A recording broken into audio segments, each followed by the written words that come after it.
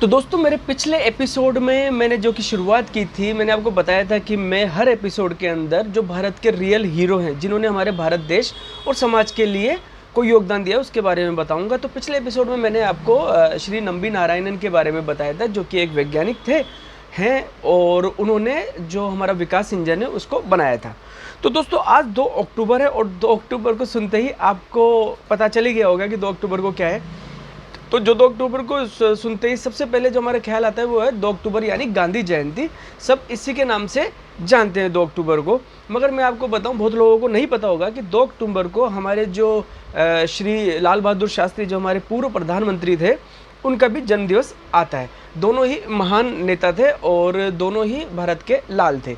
तो दोस्तों हम आज आपको पहले, क्योंकि गांधी जी सीनियर हैं, तो गांधी जी के बारे में आपको थोड़ा सा बताऊंगा। तो गांधी जी का जन्म 1869 को हुआ था और उनकी मृत्यु नहीं हुई थी, उनको गोली मारकर उनकी हत्या कर दी गई थी। वो 1948 में की गई थी, जो गोडसे ने उनको गोली मार दी थी।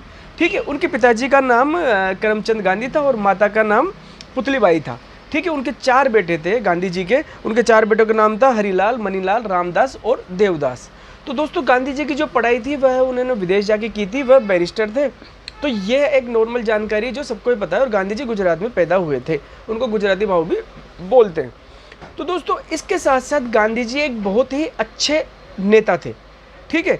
उनका जो मास अपील थी, यानी कि जो बहुत नॉर्मल तरीके के लोग थे, बिल्कुल साधारण लोग थे, उनसे उनका जुड़ाव बहुत अच्छा था। वह बड़ी जल्दी उनसे जुड़ जाते थे और वह जो गरीब आदमी थे, जो नॉर्मल भारतीय थे, उन लोगों के बहुत बड़े नेता थे। उनके अंदर ये पावर था, सम्मान था या पावर था कि उनके साथ बहुत बड़ा जनसमूह साथ लग जाता था। तो जब भी गांधी जी अंग्रेजों के खिलाफ कोई भी धरना या अनशन देते थे तो उनके साथ बहुत लोग जुड़ जाते थे। और इसी वजह से गांधी जी को मुख्य एक स्वतंत्रता सेनानी भी के रूप में भी जाना जाता है।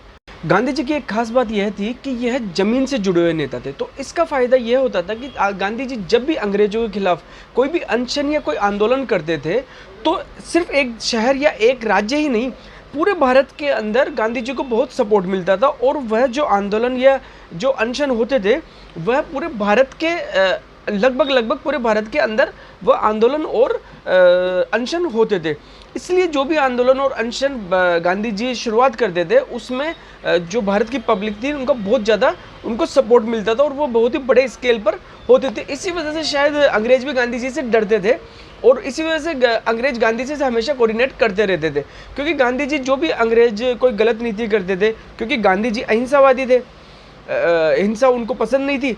तो गांधी जी जो भी कोई अंग्रेज कोई गलत नीति करते थे तो वह गांधी जी उनका विरोध करते थे और वह अहिंसावादी तरीकों से ही करते थे। गांधी जी ऐसे ही एक बात है कि जब अंग्रेज ये बोल रहे थे कि साहब ठीक है हम चले जाएंगे, मगर हम यह सत्ता किसी को दे के जाएंगे और हम भारत और पाकिस्तान, मतलब भारत में जो हिंदू और मुसलमान हैं उनको अलग अलग देश प्रोवाइड कर देंगे, अलग अलग देश दे देंगे। तो गांधी जी ने ये कहा था कि जो देश का विभाजन होगा वो मेरी लाश पे होगा। गांधी जी कभी भी देश के विभाजन के पक्ष में नहीं थे। खैर यह एक राजनीतिक बात है, तो हम इस पर ज़्यादा चर्चा नहीं करेंगे। बाकी कुछ भी हो, गांधी जी बहुत बड़े नेता थे जिनके साथ भारत का जनसमूह जुड़ा हुआ था। अब गांधी जी को एक बात है जिससे लोगों को विरोधाभास है इस चीज़ में कि गांधी जी को राष्ट्रपिता के नाम से कई लोग कहते हैं। तो कांग्रेस अधिकतर गांधी जी को राष्ट्रपिता के नाम से संबोधित करती है और जो आरएसएस है वह गांधी जी को राष्ट्रपिता के नाम से संबोधित नहीं करती, वह इसके विपरीत है, अगेंस्ट है। कि भाई अब एक उनका ये तर्क है कि जैसे एक औरत के एक बच्चा पैदा होता है तो वो बच्चा उस औरत का बेटा ही कहलाता है, बाप नहीं कहलाता। वैसे ही अगर हम इस धरती के ऊपर पैदा हुए हैं तो हम इस धरती के पुत्र होंगे, पिता थोड़ी हो जाएंगे। अगर कोई किसी के पैदा हो रहा है तो वह उसका पुत्र ही होगा। तो गांधी जी भी इसी धरती पे पैदा हुए थे, तो इस लिहाज से वह इस धरती के पुत्र हैं। तो अब जब हम चूंकि भारत को हम भारत माता बोलते हैं, तो गांधी जी जब यहाँ पर पैदा हुए तो भारत के पुत्र हो सकते हैं, तो उनको प्यार से बापू कहा जा सकता है। मगर राष्ट्रपिता कहने का मतलब क्या है? मतलब एक देश के पिता। तो वो देश तो हमारी माता है, भारत माता है, तो हम उसको गांधी जी को राष्ट्रपिता के नाम से संबोधित करना ये थोड़ा सा विवादास्पद है, जिससे हमेशा ही थोड़ा सा टकराव होता रहता है। खैर ओवरऑल इतिहास गांधी जी के बारे में कुछ भी कहे, मगर गांधी जी एक बहुत ही महान नेता थे और उनमें जो काबिलियत थी लोगों को जोड़ने की, अहिंसा की, शांतिपूर्ण ढंग से आंदोलन करने की, धरने देने की, वह बहुत ही ज़्यादा पावरफुल ताकत थी उनकी, जो और नेताओं में नहीं मिलती। दूसरे हम बात करेंगे हमारे लाल बहादुर शास्त्री जी की। तो लाल बहादुर शास्त्री जी हमारे पूर्व प्रधानमंत्री थे। लाल बहादुर शास्त्री का जन्म 1904 में हुआ था और उनकी मृत्यु 11 जनवरी 1966 को हो गई थी। तो दोस्तों, लाल बहादुर शास्त्री के बारे में बहुत कम लोगों को बहुत कम पता है, क्योंकि लाल बहादुर शास्त्री का जीवन बहुत ही साधारण जीवन था। लाल बहादुर शास्त्री को लगभग 1964 के आसपास प्रधानमंत्री बनाया गया था। तो लाल बहादुर शास्त्री एक तो कटकाठी से ज़्यादा लंबे चौड़े नहीं थे, उनकी हाइट थोड़ी सी कम थी। तो इसी को देखते हुए पाकिस्तान ने सोचा कि यार, इस समय भारत की राजनीति में जो प्रधानमंत्री है वह तो काफ़ी कमज़ोर प्रधानमंत्री है, तो हम इस चीज़ का फ़ायदा उठा लेंगे और भारत के ऊपर आक्रमण कर देंगे। तो दोस्तों, मैं आपको बताऊं कि भारत के ऊपर पाकिस्तान ने 1965 में आक्रमण किया। उस समय उन्होंने सोचा कि लाल बहादुर एक कमज़ोर प्रधानमंत्री है, मगर हुआ उसका उल्टा। लाल बहादुर शास्त्री ने जो दृढ़ता और जो ताकत की उस समय दिखाई देश के लिए, तो पाकिस्तान को मुंह तोड़ जवाब दिया और दुनिया जानती है कि भारत ने पाकिस्तान को 1965 में हराया था। ठीक है, यह है लाल बहादुर शास्त्री की ताकत के बारे में, क्योंकि लाल बहादुर शास्त्री फैसले लेने में बहुत ही ज़्यादा स्ट्रॉन्ग थे। दूसरा, उनका जीवन बहुत ही साधारण था। आप यकीन नहीं करोगे कि लाल बहादुर शास्त्री हमारे प्रधानमंत्री थे और उन्होंने एक कार खरीदी थी। वह कार उन्होंने इंस्टॉलमेंट पे खरीदी थी, मतलब किस्तों में खरीदी थी।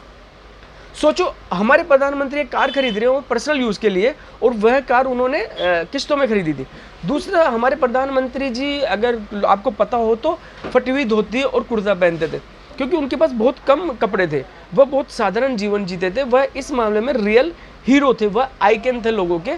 क्यों थे? क्योंकि वह कहते थे कि हमारे देश में आज की तारीख में बहुत ज़्यादा गरीबी हो रही है, इसलिए मैं अच्छे कपड़े कैसे पहन सकता हूँ जब मेरा किसान इतने अच्छे कपड़े नहीं पहनता। और जो पॉपुलर डायलॉग है, जय जवान जय किसान, वह लाल बहादुर शास्त्री जी ने ही दिया था। अब मैं आपको लाल बहादुर शास्त्री जी के बारे में ऐसी बात बताऊंगा जो मेरे हिसाब से जितने भी लोग वीडियो देख रहे हैं उनमें से 10% लोगों को भी यह नहीं पता होगा। दोस्तों, जो लाल बहादुर शास्त्री जी की मृत्यु हुई वह हमेशा विवादित थी और वह आज भी एक अबूझ पहेली की तरह है। हुआ यह था कि जब भारत और पाकिस्तान का युद्ध चल रहा था, तो भारत और पाकिस्तान के बीच में एक समझौता होने वाला था, जो ताशकंद समझौते के नाम से भी जाना जाता है। तो भारत के प्रधानमंत्री हमारे श्री लाल बहादुर शास्त्री जी इसी समझौते के लिए रूस गए हुए थे। रूस के एक शहर है ताशकंद, वहाँ पर ये गए हुए थे, जो कि बिल्कुल स्वस्थ थे। मगर अचानक ही उस समझौतों के दौरान रात को लाल बहादुर शास्त्री जी की मृत्यु हो जाती है। प्रथम दृष्टया ये कहा गया है कि जो लाल बहादुर शास्त्री जी की मृत्यु है वह हृदयघात के वजह से हुई थी। मगर जो वहाँ के डॉक्टर्स थे, 4-5 डॉक्टर्स थे, उन लोगों की अगर आप रिपोर्ट देखें तो उनकी रिपोर्ट में आपस में विरोधाभास है। एक डॉक्टर की रिपोर्ट कुछ और बोलती है और दूसरे डॉक्टर की रिपोर्ट कुछ और बोलती है।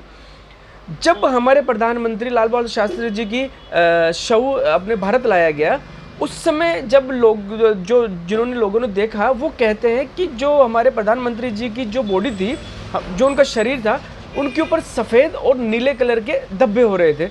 और लोगों का कहना यह भी है कि उनके शरीर के ऊपर, गर्दन के ऊपर, पेट के ऊपर कट्स लगे हुए थे। इन सब के बावजूद भी आप देखिए, संशय यहाँ पैदा होता है कि जब हमारे देश के प्रधानमंत्री की मृत्यु किसी दूसरे देश में हुई, उसके बाद में अगर उनके चेहरे पर नीले और सफ़ेद दाग हो रहे हैं, दूसरा उनके गर्दन पे और पेट पे कट्स के निशान है, इसके बावजूद भी हमारे प्रधानमंत्री जी का पोस्टमार्टम नहीं किया गया।